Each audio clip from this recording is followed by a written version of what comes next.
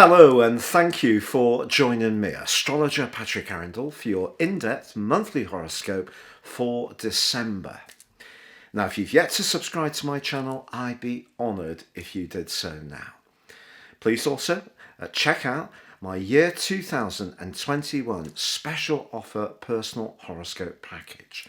You can get the whole of year 21 and also the rest of year 2020 if you order this year.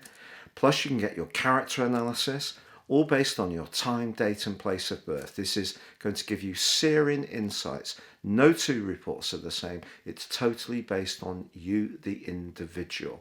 So please check that out beneath this video, and there is 30% off at this time.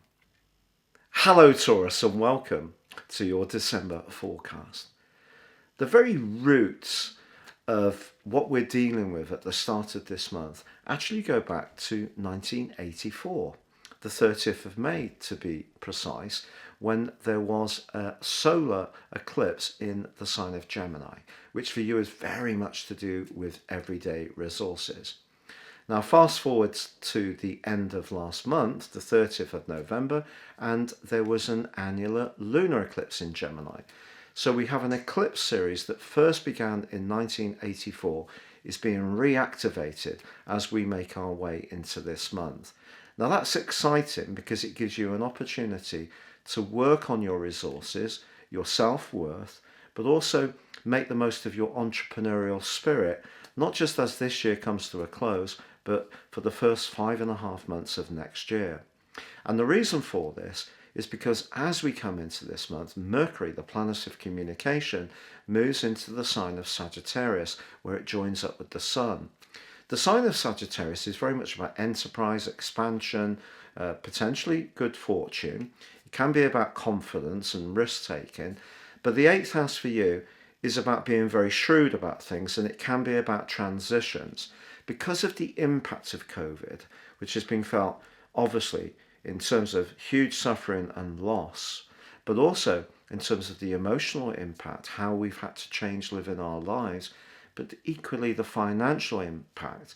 I do feel that the influences this month can actually be very reassuring, whatever you have been dealing with and however difficult it's been. Because Mercury moving into this area is going to see your mind really sharp with possibilities. And also from the 9th to the 11th, Mars, the planet of drive, which has been locked away in a very tender part of your horoscope, is going to be forging a beautiful link to the North Node. So from the 9th to the 11th, a gut instinct you have about something to do with a financial matter could really see you make a very astute decision.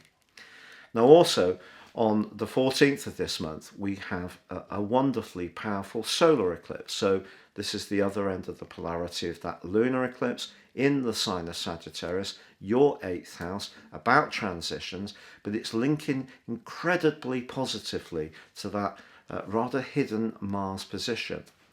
Think of the talents, the skills and the experiences that you've accumulated over your life. Some of these you may not be actively using at the present time. Perhaps your career changed, perhaps there has been a shift in your employment prospects because of COVID. I think what this eclipse is going to encourage you to do is fall back on your deeper resources as the last 2 weeks of this year, but also for the first 5.5 months of 2021. Because Taurus, you have an awesome opportunity to raise your profile, to become more successful, to be much more dynamic, to believe in yourself, that some of the knowledge you've been evolving and learning about in the last couple of years, which has been pushing you to change, even if you've been reluctant to embrace some of those changes, it's all going to come to fruition now in a very worldly, earthy way, which is something you can really appreciate. And that's because you're an earth sign, so you like tangible rewards, but also your ruler is Venus, and Venus loves life's goodies. And guess what?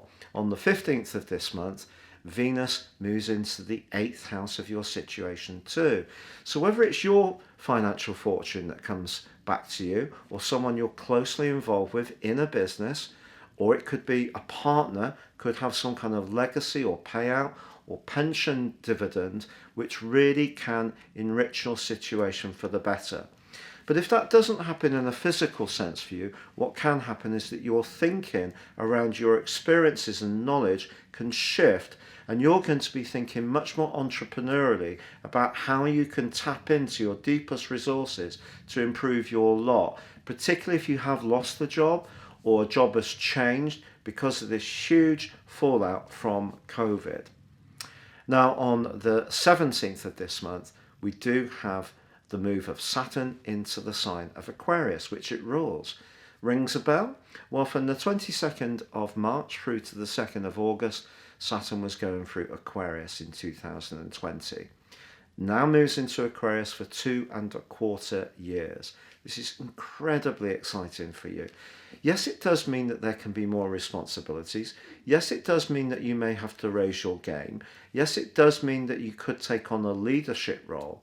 But it also means that you can demonstrate to people just how talented you are.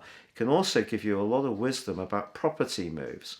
Now, on the 19th, Jupiter, the planet of growth, of optimism and good fortune, moves into Aquarius too. And on the 21st, on the winter solstice, they come together in a conjunction for the first time since 1405. It's that rare. Now, concurrent to this, we have that amazing alliance between the Sun and Mars, which is going to be embracing that eclipse in week 2 of this month. But also the angle between them, the trine, which is very enabling, is going to be very enabling for you right through the first 5.5 months of 2021. This is an incredible month. It's so powerful. But on the 21st, not only do Saturn and Jupiter come together in a very revolutionizing way, remember you still have Uranus in your sign, the planet which governs Aquarius along with Saturn, which is very much to do with radical change, and it doesn't like being in your sign. It's in full, and it's still retrograding through to the 14th of January, and it gets back to 6 degrees. So if you have any planets between 0 and 10 degrees, I do think that you have felt the full force of Taurus, of Uranus in Taurus. So of course, Uranus in your sign has been stirring you up, pushing you to be more outspoken, perhaps resisting other people's restrictions, demonstrating your more freedom-loving credentials, moving away from something that has been set in stone for you for a long time. And that surprised people. And of course, because there's been 3 planets in the sign of Capricorn, the 9th house of change and travel and openness, that has been a perfect opportunity to shake things up. But of course, change is easy enough to create, but it does create reverberations. And those reverberations can sometimes be painful because security is something to really appreciate. It's not something just to disregard or discard too easily. And you know that more than any other zodiac sign. But I think what's going to happen with Saturn and Jupiter coming together in this incredibly powerful way, we are being asked, all of us, to come together in a more community-led way to try to affect our situations less as individuals and more collectively. But you are going to be a leader in that movement, I believe. Now, we are going to see also on the winter solstice the sun move, as it always does, into the sign of Capricorn. And that re-invokes that energy of Capricorn. And I have to be honest, Mars, in a very tender area, does square up with Pluto in the last 2 weeks of this month. And if there is a political issue or something linked to your past that really is about a lack of fairness or justice, where someone has visited upon you something that was really, I don't mean a spat, I mean really unfair, where someone had power over you in some kind of way. We could be talking about inappropriate stuff here.